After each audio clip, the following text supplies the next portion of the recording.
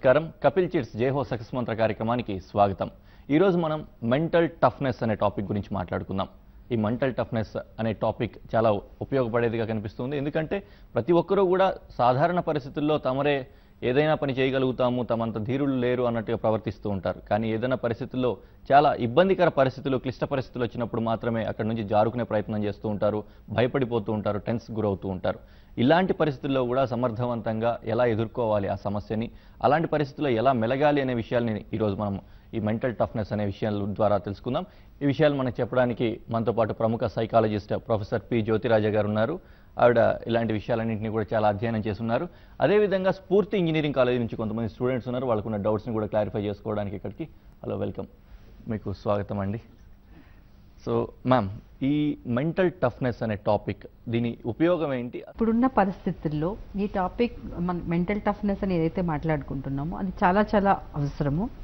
ఇంకోటి ఏంటంటే mental toughness అంటే చాలామంది ఏమిటైతే నెగిటివ్ పాయింట్లో తీసుకుంటారు. It is actually more of positive.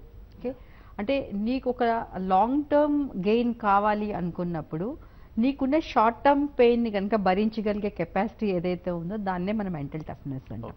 Okay, for example మీరు ఒక ప్రాబ్లం వచ్చింది, డాక్టర్ దగ్గరికి వెళ్తున్నారు. మీకు ఇద్దరు డాక్టర్స్ ఉన్నారు. ఒకళ్ళు ఏంటంటే చాలా డెడికేటెడ్గా, కమిటెడ్గా, టఫ్గా, మీకు తెలుసు తను బ్రహ్మాండంగా కేసులు హ్యాండిల్ చేస్తారు. ఓకే, రెండో డాక్టర్ ఏంటంటే ఆయన చేస్తాడు కానీ కొంచెం ఏంటంటే మీకు నమ్మకం లేదు, ఆయన కూడా ఏంటంటే కొంచెం తడబడుతూ ఉంటారు.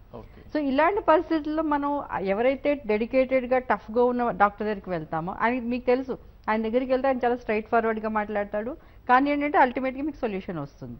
రెండో డాక్టర్ నార్మల్గా మాట్లాడి ఓకే పర్వాలేదమ్మా చేస్తానమ్మా అన్న టైప్లో మాట్లాడతారు. సో మీరు ఇద్దరిలో చూస్ చేసుకోవాలన్నప్పుడు ఏ డాక్టర్ని చూస్ చేసుకుంటాం?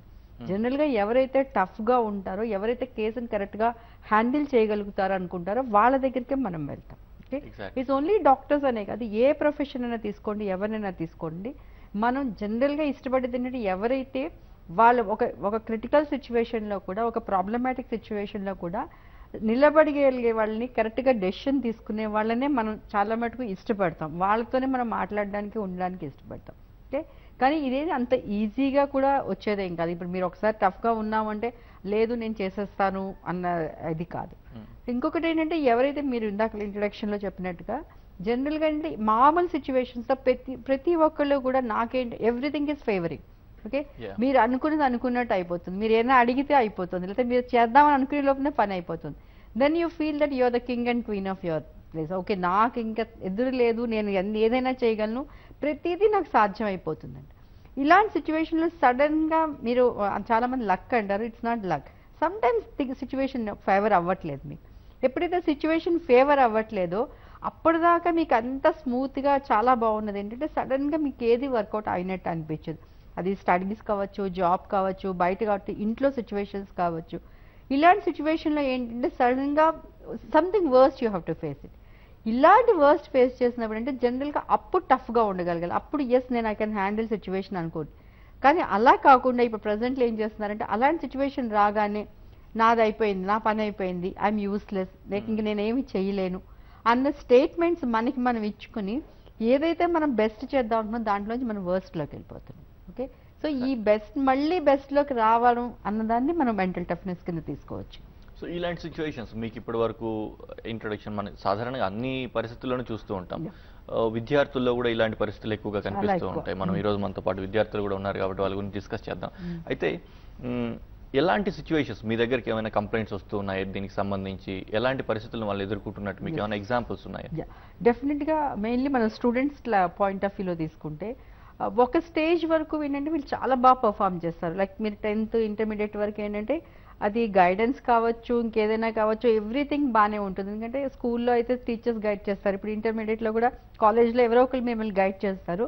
సో మీరు అనుకున్న రిజల్ట్ని మీరు ఎంత పర్సంటేజ్ అనుకున్నారో అంత పర్సంటేజ్ వస్తుంది. లేకపోతే ఏ కాలేజ్లో జాయిన్ అవ్వాలని కూడా somehow everything favours. The moment you join a college, ఒక డిగ్రీలో జాయిన్ అయిన తర్వాత కానీ లేకపోతే పీజీలో జాయిన్ అయిన తర్వాత అప్పటిదాకా ఉన్న సిచ్యువేషన్ ఫేవర్ అవుతుంది. కొత్త ప్లేస్లోకి వెళ్ళినప్పుడు అక్కడ మీకు ఏంటంటే ఆ సబ్జెక్ట్ ఒకటి మీకు చాలా టఫ్గా ఉండొచ్చు. ఓకే, లేదా మీరు ఏదైతే అనుకుని వెళ్ళారో అక్కడికి బహుశా మీరు ఊహించుకుంటారు పెద్ద ఎక్కువ కష్టపడక్కర్లేదు, నేను జాలీగా నా లైఫ్ ఎంజాయ్ చేసుకుంటూ నేను ఇంజనీరింగ్ కంప్లీట్ చేసేయచ్చు, లేకపోతే డిగ్రీ కంప్లీట్ చేయొచ్చు అనుకున్నప్పుడు కానీ అక్కడికి వెళ్ళిన తర్వాత ఆ సిచ్యువేషన్ అలా ఉండదు. ప్రాక్టికల్ సినారియో ఉంటుంది. అంటే జనరల్గా చాలా మందికి ఏంటంటే ఆ కాలేజ్కి ఒకసారి ఇంజనీరింగ్ జాయిన్ అయిపోతే పాస్ అయిపోతాం, 4 ఏళ్ళు ఇలా గడిచిపోతుంది, జాబ్ వచ్చేస్తుంది అనుకుంటారు. That is not the case. వెళ్ళిన తర్వాత ఆ రియల్గా ఆ సబ్జెక్ట్స్ ఏవైతే ఉన్నాయో మీకు టోటల్గా కొత్తగా ఉంటుంది, అప్పటిదాకా చదివింది కదా. ఇలాంటి చోట ఏంటంటే సడన్గా అప్పటిదాకా మీరు చాలా బెస్ట్గా ఉంటారు. ఇది ఐఐటీస్లో చదివే వాళ్ళకి మిగతా వాళ్ళకి కూడా అప్లై అవుతుంది. అప్పటిదాకా మీరు చాలా బెస్ట్గా అసలు అన్నీ అవుతున్నప్పుడు ఒక్కసారి అక్కడికి వెళ్ళిన తర్వాత అయ్యో నాకేం అర్థం కావట్లేదు, నాకు రావట్లేదు, ఐ థింక్ నాకేదో సంథింగ్ జరిగింది, ఇప్పుడు నాకు ఐ డోంట్ థింక్ ఇంకా నేను ఇందులోంచి నేను బయటపడలేను అన్న ఎప్పుడైతే స్టేజ్ వచ్చిందో ఎలాగ నేను చెయ్యట్లేదు కాబట్టి ఇంకొంచెం నేను వర్క్ చేస్తాను. సో టోటల్గా స్టడీస్ నెగ్లెక్ట్ చేయడం. సో అసలు దాని నుంచి పుస్తకాలు ముట్టుకోవాలంటేనే భయం అనమాట. So we try to divert our mind అనమాట. చదువు కాకుండా ఇంకేదైనా మాట్లాడదాం, లేకపోతే ఫ్రెండ్స్తో బయటకు వెళ్దాం, లేకపోతే ఇంకేదైనా చేద్దాం, సోషల్ నెట్వర్కింగ్ చేద్దాం. మోస్ట్ లైక్ కాలేజ్కి వెళ్దాం కానీ క్లాస్కి వెళ్ళొద్దు.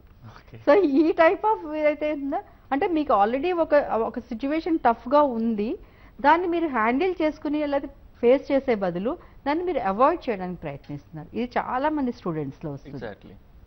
రెండోది జాబ్స్కి వచ్చేటప్పుడు, జాబ్స్ చేసేటప్పుడు కూడా మీరు జాయిన్ అయినప్పుడు ఏమనుకుంటారంటే ఎవరో ఒకరు హెల్ప్ చేసేస్తారు, చాలా ఈజీగా అయిపోతుంది జాబ్ అనుకుంటారు. కానీ అది కాదు.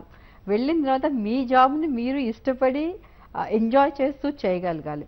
సో ఇంకోటి ఏంటంటే మనకు ఆ ఎన్వైరన్మెంట్ కాలేజ్లో ఫ్రీగా తిరిగి ఉన్న వాళ్ళకి ఒక్కసారి జాబ్లోకి వెళ్ళిన తర్వాత మీరు అదే సీట్లో కూర్చోవాలి. మార్నింగ్ నుంచి ఈవినింగ్ దాకా మీరు ఇష్టం ఉన్నా లేకపోయినా కూడా ఈవెన్ దో మీరు బయటికి వెళ్ళినా కూడా ఇన్ని గంటలను పనిచేయాలి. అది తట్టుకోవడం కూడా ఏంటంటే అలవాటు లేదు కాబట్టి అక్కడ కూడా మనకి ప్రాబ్లమ్ వస్తుంది. అలాగే ఇంటి దగ్గర ప్రతి సిచ్యువేషన్లో ప్రతి చోట కూడా ఇలాంటి సిచ్యువేషన్స్ ఎదురైనప్పుడు మనం దాన్ని ఫేస్ చేసే బదులు ఏం చేస్తామంటే we try to avoid it. మనతో పాటు స్టూడియో సక్సెస్ మంత్ర కార్యక్రమానికి తిరిగి స్వాగతం. మీరు ఇందాక నుంచి విన్నారు కదా టాపిక్ గురించి మొత్తం మెంటల్ టఫ్నెస్ అనేది. మీకున్న డౌట్స్ ఏమైనా అడగచ్చు. Good morning ma'am. Good morning ma'am. My name is Anusha from స్ఫూర్తి ఇంజనీరింగ్ కాలేజ్. మ్యామ్ అసలు అందరూ 10th ఇంటర్ వరకు బాగానే చదువుకుంటారు. ఇంజనీరింగ్ పాయింట్ ఆఫ్ వ్యూ చెప్తున్నాను. జాయిన్ అవుతారు, జాయిన్ అయినాక వాళ్ళకి ఓకే 3rd ఇయర్ వరకు బాగానే చదువుకుంటారు, అన్నీ okay.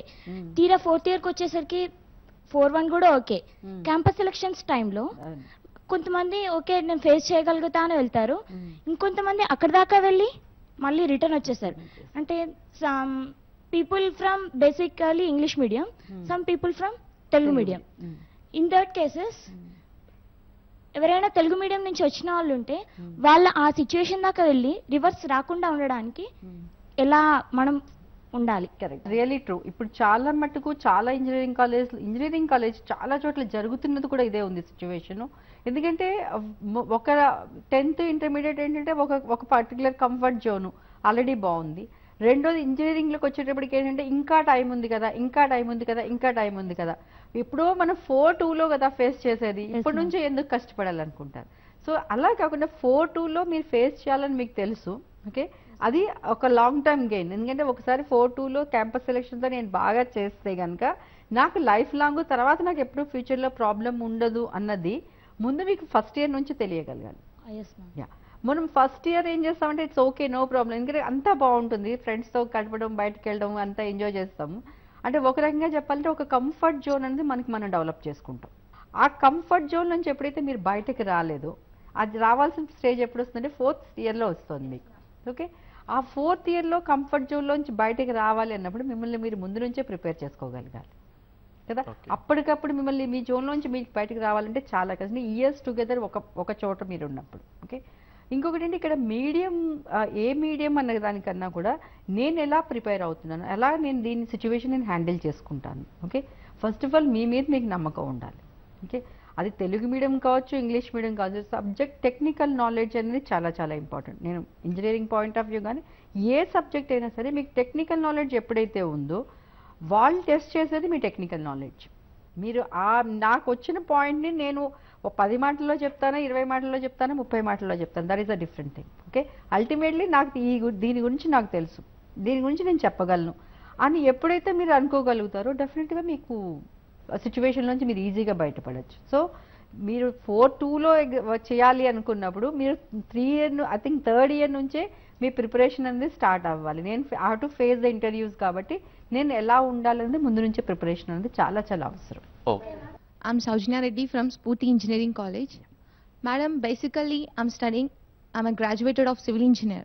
Okay So, civil point is too different for ladies to handle that one. Yeah త్వరగా నేను చేసే పని మీద నేను పాజిటివ్ యాటిట్యూడ్ తెచ్చుకోవడానికి ఏమైనా ఇంపాక్ట్స్ ఉన్నాయా? That's a valid question. ఎందుకంటే ఆల్రెడీ ఇట్స్ అ బ్రాండింగ్ అయిపోయింది. కొన్ని ప్రొఫెషన్స్ లేదా కొన్ని బ్రాంచెస్ ఓన్లీ ఫర్ మెన్ అన్నది ఒక ఐ థింక్ జనరల్ అలవాటు అయిపోయింది. ఈవెన్ నాకు తెలిసిన చాలా మంది విమెన్ ఆల్రెడీ సివిల్ ఇంజనీర్స్ గా సక్సెస్ఫుల్ గా హ్యాండిల్ చేయగలుగుతున్నారు. Okay Yeah. ఇందాక నేను చెప్పినట్టుగా ఏంటంటే ఇది యాక్చువల్లీ నువ్వు ప్రిపేర్ ద ఫస్ట్ డే నుంచే ఆ ఇంప్రెషన్ క్రియేట్ చేయడం, కానీ నాకు ఈ ఫీల్డ్ లో నేను ఐఎమ్ ఎక్స్పర్ట్, నేను హ్యాండిల్ చేసుకోగలను అన్నది ముందు మీకు మీరు అనుకోవాలి. ఇంకేనే కానీ ఏ ఫీల్డ్ కూడా ఉమెన్కి ఇప్పుడు కొత్త ఏం కాదు, వాళ్ళు ఇంకా బెటర్గా హ్యాండిల్ చేసుకోవాలి. ఎందుకంటే మీరు బేసికల్ విమెన్కి ఏంటంటే ఎవరిని ఎలా హ్యాండిల్ చేయాలనేది ఒరిజినల్గా తెలిసిందే. ఓకే సివిల్ ఫీల్డ్లో కానీ మెకానికల్ ఫీల్డ్లో కానీ అనేది it's only misconception that they cannot handle it. Okay మీరు హాయిగా హ్యాండిల్ చేసుకోవచ్చు, కానీ ఏంటంటే ముందు వాళ్ళతో మాట్లాడుతున్నప్పుడు హ్యాండిల్ చేసుకున్నప్పుడే కనుక ముందు మీరు అనుకోగలరు నేను ఈ కేసు నేను హ్యాండిల్ చేయగలను ఎవరు ఎలా ఉన్నా కూడా అని చెప్పేసి. Only you have to study different mentalities అంతే. ఆ మెంటాలిటీ ప్రకారం మనం హ్యాండిల్ చేసుకోగలిగితే things will be fine. Good morning ma'am, నా పేరు సాయి కృష్ణ. మనం ఇప్పుడు ఏదన్నా అనుకున్నప్పుడు ఒక గోల్కి రీచ్ అవ్వాలని అనుకుంటాం, కరెక్ట్ ఎట్ మ్యాక్సిమం మనం ట్రై చేస్తాం, అవును. కానీ మనం రీచ్ కాలేకపోతాం అనుకోండి. In case of a technical are non technical మనం ఒక గోల్ అనుకున్నప్పుడు అది రీచ్ కానప్పుడు ఇంకో గోల్ని మళ్ళీ ఆల్టర్నేటివ్ ఏర్పాటు చేసుకోవడం అదొక సొల్యూషనా, లేకపోతే దాన్ని డిప్రెస్ అయిపోతారు చాలా మంది. డిప్రెస్ కాకుండా ఆల్టర్నేటివ్ గోల్ అనేది ఇంకో సొల్యూషన్ అనుకోవచ్చా? Very good. It's really good. ఎందుకంటే జనరల్గా అంటే మనం ఒక గోల్ పెట్టుకుని దాని ప్రకారం వెళ్దాం అనుకుంటాం, కానీ అది లాంగ్ రన్లో అది మనకి సరైన గోల్ కాకపోవచ్చు. మేబీ అది రీచ్ అవ్వడానికి మీకు చాలా ఎక్కువ ప్రాబ్లమ్స్ ఫేస్ చేసి ఎప్పుడు కూడా ఏంటంటే ప్లాన్ ఏ ప్లాన్ బి అంటాం. 2 గోల్స్ ఉండాలి, 2 ప్లాన్స్ ఉండాలి. ఓకే ఈవెన్ మీరు ఒక గోల్ ఒకటైనా కూడా ప్లాన్స్ 2 ఉండగలగాలి. ఒకవేళ నేను ఒక పద్ధతిలో చేస్తాను, లైక్ మీరు నెక్స్ట్ ఎంటెక్ చేద్దాం అనుకున్నారు, ఒకవేళ నేను ఎంటెక్ చేయలేకపోతే నాకు మళ్ళీ నేను గేట్ రాసిన తర్వాత నాకు ఎంటెక్లో సీట్ రాకపోతే నెక్స్ట్ ఏం చేయగలగాలి? ఓకే వెదర్ మీరు ఎంటెక్తో ఒక 1 ఇయర్ పోస్ట్ పోన్ చేసి మీరు కోచింగ్ తీసుకోవడం అనేది ఒక ఆప్షన్. లేదు నేను జాబ్లో జాయిన్ అయిపోయి 1 ఇయర్ వర్క్ చేసిన తర్వాత వర్క్ ఎక్స్పీరియన్స్తో నేను నెక్స్ట్ చేస్తాను అనుకోవడం ఒక ఆల్టర్నేటివ్గా. అలాగే కాకుండా ఒకవేళ టోటల్గా మీరు ఫస్ట్ ఆఫ్ ఆల్ ఏంటంటే క్యాంపస్ సెలెక్షన్స్ వచ్చిన తర్వాత నాకు ఈ ప్లాన్ కూడా అసలు ఒక ఎంటెక్కే చేయాలని లేదు అనుకున్నప్పుడు ఓకే నేను చేసే జాబ్లో నేను ఎలా ఎక్సెల్ అవ్వగలను. సో ఆ 2వ ప్లాన్ అన్నది డెఫినెట్గా ఉండాలి. 2 గోల్స్ ఉన్నప్పుడు ఏంటంటే మీకు కన్ఫ్యూజన్ అనేది చాలా తగ్గుతుంది. జనరల్గా మనం ఎందుకు టఫ్గా ఉండలేకపోతామంటే మనం ప్లాన్ చేసుకున్న దాని మీద మనం అనుకున్న దాని మీద మనకే నమ్మకం ఉండదు. ఓకే అయితే చేద్దాం లేదంటే లేదు. ఓకే అని మరి చేద్దాం అనుకున్నప్పుడు ఆ సిచ్యువేషన్ మీరు ఫేస్ చేయగలగాలి. అంత స్టెబిలిటీ మీకు ఉందా, అంత స్ట్రెంగ్త్ మీకు ఉందా అనేది ముందు మీరు చెక్ చేసుకోవాలి. But I always suggest 2 goals ఉండాలి, ఆ 2 ప్లాన్స్ ఉండాలి. ఆ 2 ఉంటే కనుక మీరు ఈజీగా మీరు ఏదైతే అనుకున్నారో దాన్ని సాధించారు. ఇలాంటి 2 ఐడియాస్ ఉన్నప్పుడు లేకపోతే 2 గోల్స్ 2 ప్లాన్స్ ఉన్నప్పుడు డైల్యూట్ అవ్వవా ఒకదాని మీద కాన్సన్ట్రేషన్? యాక్చువల్లీ మీరు అల్టిమేట్గా మీరు ఒకటే పర్సన్ ఒక్కడే. యా ఓకే మీకు తెలుసు ఒక స్టేజ్ తర్వాత మీరు ఎలా థింక్ చేస్తారన్నది మీకు తెలుసు. It's actually more of your thoughts and your emotions. ఒక పర్టికులర్ సిచ్యువేషన్ తర్వాత మీరు ఎలా ఆలోచిస్తారన్నది ముందు మీ గురించి మీకు తెలుసు. ఓకే ఒకవేళ ఇది అవ్వకపోతే మనం ఇప్పుడే ఇనీషియల్గా అనుకున్నాక ఫస్ట్ ఒక దాని మీద వర్క్ చేస్తాం. మనం వర్క్ చేసిన తర్వాత ఏంటంటే ఆల్మోస్ట్ మీరు 80% వర్క్ చేసిన తర్వాత ఆ 20%కి you need the toughness. Okay నేను 80% ఆల్రెడీ చేశాను కాబట్టి ఈ 20% చేస్తే నాకు ఇది గోల్ అయిపోతుంది, అప్పుడు మీకు ప్రాబ్లం ఉండదు.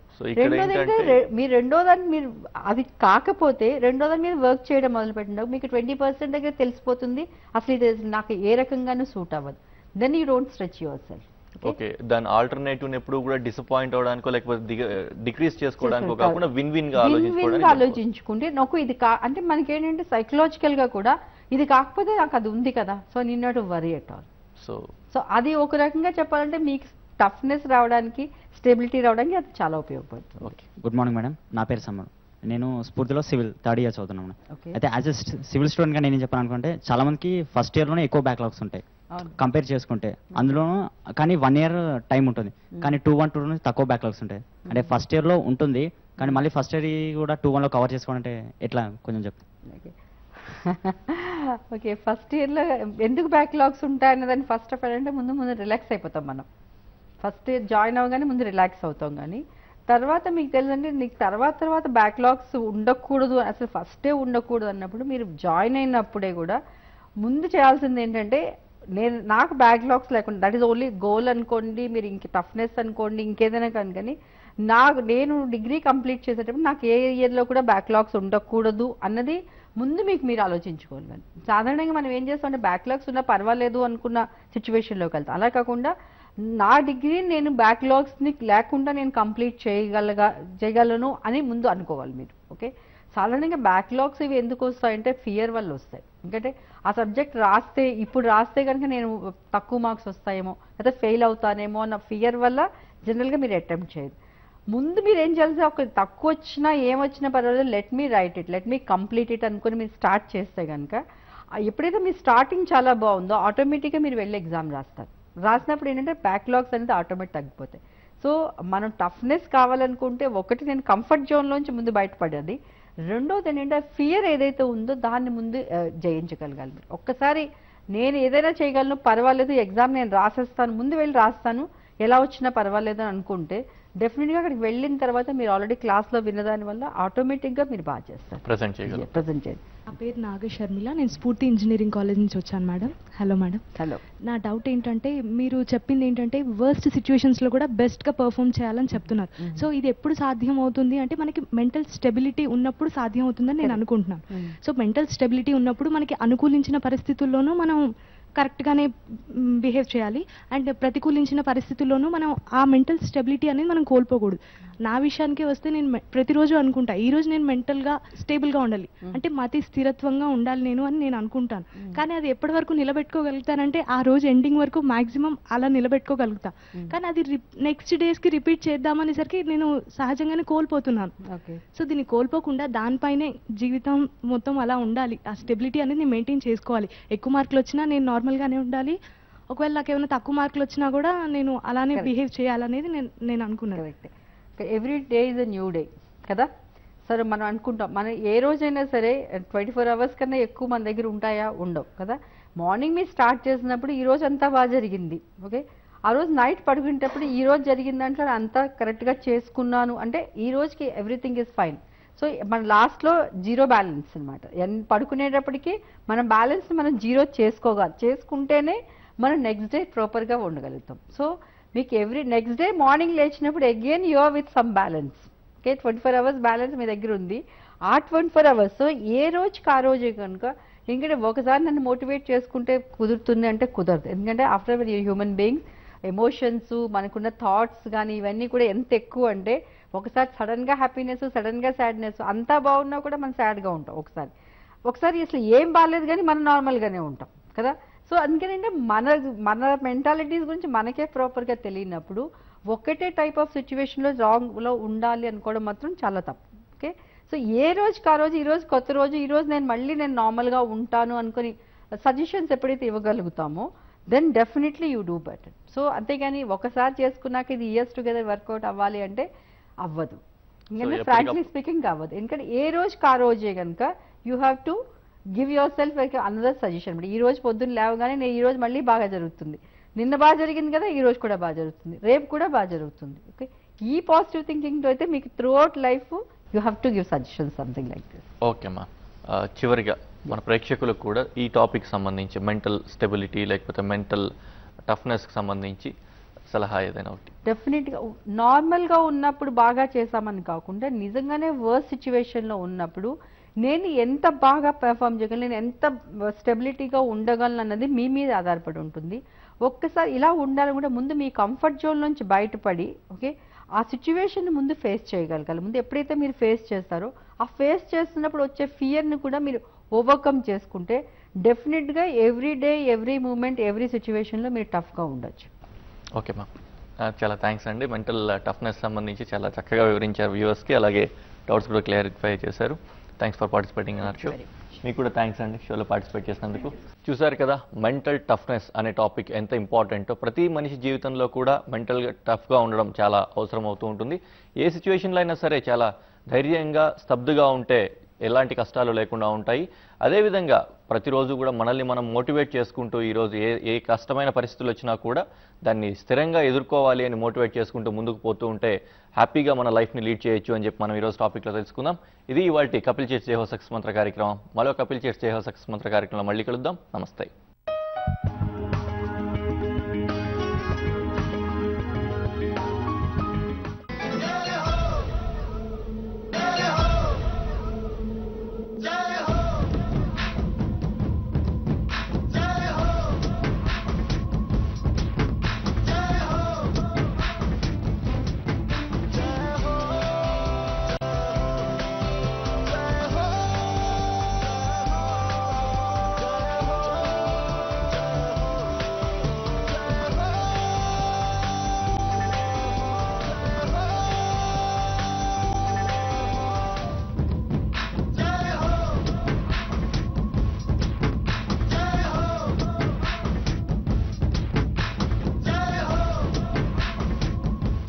ఈ కార్యక్రమాన్ని మీకు సమర్పించిన వారు కపిల్ చిట్